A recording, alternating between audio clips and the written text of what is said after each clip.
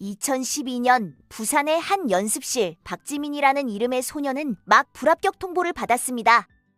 부산예술고 현대무용과 입시에서였죠. 친구들은 합격했는데 그는 혼자였어요. 그날 밤 그의 뇌는 분명히 이렇게 속삭였을 겁니다. 포기해, 너는 안 돼. 하지만 다음날 새벽 그는 선택을 했습니다. 다시 연습실 문을 연 거예요. 이것이 세계적 아티스트와 탈락자를 가른 단 0.3초의 결정이었고 6개월 후 그는 방탄소년단 멤버로 데뷔하게 됩니다. 오늘은 성공한 사람들이 겪은 그 결정적 순간, 정확히 하기 싫었던 순간을 넘어선 사람들의 이야기를 해보겠습니다. 1995년 2월에 시카고, 마이클 조던은 훈련실에서 혼자 남았어요. 그날 오후 코트에서 최악의 경기를 했거든요. 코치는 그를 쳐다보지도 않았습니다. 그 순간 그의 뇌는 그만둬라고 명령했을 겁니다. 근데 그는 새벽 5시 알람을 맞췄어요. 다음 날부터 아무도 보지 않는 시간에 1000개의 슛을 던지기 시작했죠. 캘리포니아 신경과학연구소가 14년간 1200명의 뇌를 스캔한 결과가 있습니다. 어려운 과제를 마주한 순간 뇌의 섬엽 피질이 활성화된다는 거예요. 이 영역은 놀랍게도 물리적 고통을 처리하는 곳과 동일한 부위입니다. 다시 말해, 우리가 하기 싫다고 느낄 때 뇌는 실제로 아파하고 있는 거죠. 뜨거운 프라이팬을 만진 것처럼 반응하는 겁니다. 서울 삼성동의 한 작은 사무실, 2003년 여름이었어요. 봉준호라는 이름의 영화 감독은 세 번째 시나리오를 막 완성했습니다. 그런데 그의 첫 장편 영화 플란다스의 개는 흥행에 실패했거든요. 주변에서는 너무 어둡고 상업성 없다고 평했어요. 그 순간 그의 뇌는 분명히 다른 길을 찾아 라고 속삭였을 겁니다. 근데 그는 살인의 추억 시나리오를 계속 썼고 그의 이 영화는 한국 영화계를 뒤흔들었습니다. 2019년 기생충으로 아카데미 4관왕을 달성하기까지 그는 무수히 많은 하기 싫은 순간을 견뎌냈던 거죠. 조앤 K 롤링은 12번의 거절 편지를 받았습니다. 출판사들은 너무 길고 독특하며 어린이들이 관심 가질 수 없다고 했어요.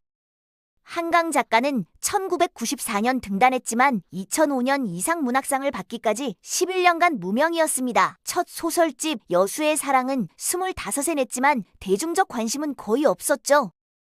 젊은 작가가 왜 그리 슬픈 이야기만 쓰냐는 질문에 그는 웃으며 슬픈 게 좋지 않아요? 라고 답했대요. 통계적으로 세 번째 거절에서 93%가 포기합니다. 롤링과 한강이 속한 7%는 특별한 사람들이 아니었어요. 단지 고통 신호를 다르게 해석하는 법을 알았던 거죠. 하버드 행동경제학 연구팀이 발견한 놀라운 사실이 있습니다. 성공한 사람들의 뇌를 분석했더니 이들은 고통을 성장 신호로 재해석하는 신경회로를 가지고 있었다는 겁니다. 일반인의 뇌가 이건 위험해, 피해 라고 반응할 때 이들의 뇌는 이건 기회야, 성장할 수 있어 라고 반응했던 거예요. 이게 단순히 긍정적 사고의 문제가 아니라 실제 신경 경로의 차이였습니다. 문제는 의지력이 아닙니다. 하버드 비즈니스 리뷰 연구에 따르면 인간의 뇌는 하루 평균 의인번의 회피 신호를 보내요.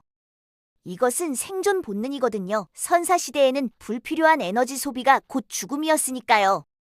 근데 2026년 현재 이 본능은 우리를 유튜브 쇼츠와 넷플릭스로 도피시킵니다. 뇌는 여전히 1만 년 전 방식으로 작동하는데 세상은 완전히 달라진 거죠. 여기 역설이 있습니다. 지민, 조던, 봉준호, 한강 작가 이들의 뇌도 똑같이 회피 신호를 보냈어요. 똑같이 하기 싫어, 그만둬 라고 속삭였을 겁니다. 차이는 단 하나였습니다. 그들은 그 신호를 무시하는 순간적 결단을 내렸던 거예요. 0.3초의 선택이 인생을 완전히 바꿔놓은 겁니다. 서울대 뇌과학연구소가 2023년 발표한 실험 결과가 있어요. 대학생 200명에게 지금 당장 공부 시작하기를 지시했더니 뇌파 측정 결과 과제 제시 후 15초에 편도체가 폭발했습니다.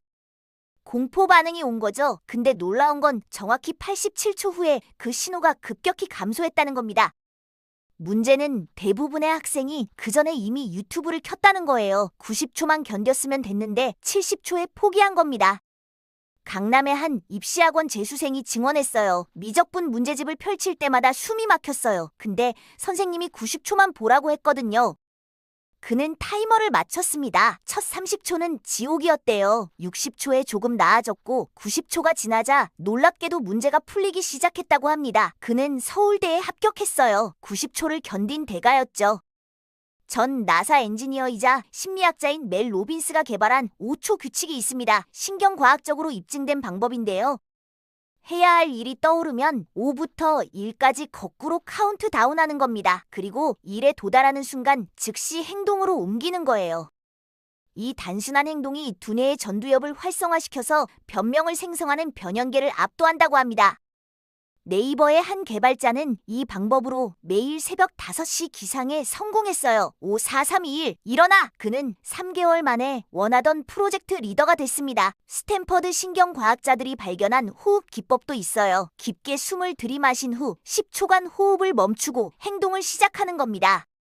이 순간적인 산소 분압 변화가 편도체의 신호 전달을 0.7초 지연시킨다고 해요. 그 틈에 전두엽이 주도권을 잡는 거죠.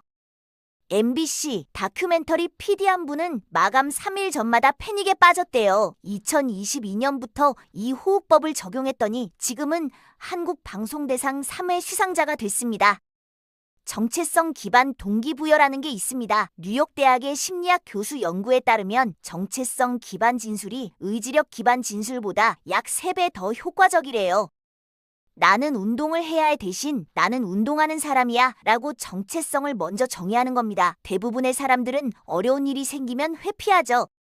근데 나는 어려운 일을 해내는 비상식적인 소수라는 정체성을 선택하면 행동은 자연스럽게 따라옵니다. 이건 단순한 동기부여가 아니라 신경 경로의 재구성이에요. 삼성전자 신입사원 한 분의 사례가 있어요. 그는 주말마다 스마트폰을 서랍에 넣고 독서실에 갔습니다. 친구들이 왜 그렇게까지 하냐고 물었대요.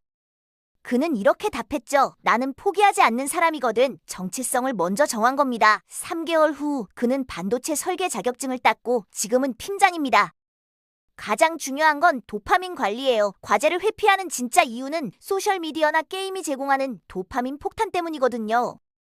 서울대 뇌과학연구소가 2023년 발표한 실험이 있습니다. 대학생 200명에게 공부 1시간대 틱톡 1시간 후 뇌를 스캔했더니 틱톡 그룹의 측좌액, 그러니까 보상 중추가 공부 그룹보다 247% 더 활성화됐어요.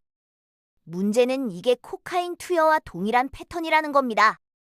네이버 웹툰 하나를 보면 평균 0.8초마다 자극이 와요. 새 컷, 효과음, 댓글 알림. 반면 수학 문제 하나는 평균 4분의 집중을 요구합니다. 뇌는 300배 빠른 보상에 길들여진 거예요. 이것이 하기 싫음의 진짜 정체입니다. 당신의 의지력 문제가 아니라 뇌가 납치당한 겁니다.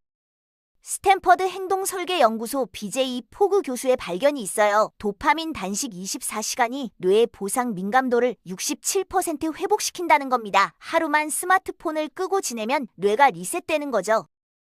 쿠팡 초기 개발자 한 분은 2014년 퇴근 후 매일 2시간씩 파이썬을 공부했어요. 하기 싫었지만 그냥 했어요. 3년 후 그는 스톡옵션으로 15억을 받았습니다. 하루 2시간, 1095일의 투자였죠.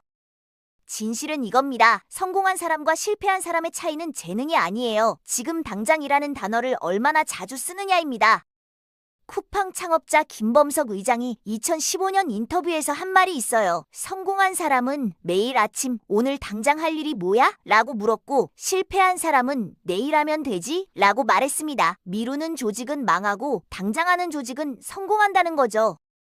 뇌의 편도체는 당신의 적이 아닙니다. 단지 6만 년 전 방식으로 작동하는 오래된 생존 시스템일 뿐이에요. 문제는 2026년 세상에서 이 시스템이 더 이상 작동하지 않는다는 겁니다. 당신은 매일 아침 선택해야 합니다. 원시인의 뇌를 따를 건가요? 아니면 현대인의 전두엽을 깨울 건가요? 원시인은 당신을 동굴로 끌고 가고 현대인은 당신을 미래로 데려갑니다. 가장 빛나는 순간은 모두 하기 싫었던 일 너머에 있었습니다. 지민이 연습실 문을 다시 열었던 그날 새벽, 조던이 새벽 5시 알람을 맞췄던 그 순간, 봉준호가 4번째 시나리오를 쓰기 시작했던 그 밤, 한강이 11년간의 무명을 견디며 책상 앞에 앉았던 그 시간들, 모두 하기 싫다는 신호를 무시한 0.3초의 결단에서 시작됐습니다. 당신의 뇌가 지금 저항한다면 축하합니다. 당신은 성장의 문턱에 서 있는 겁니다.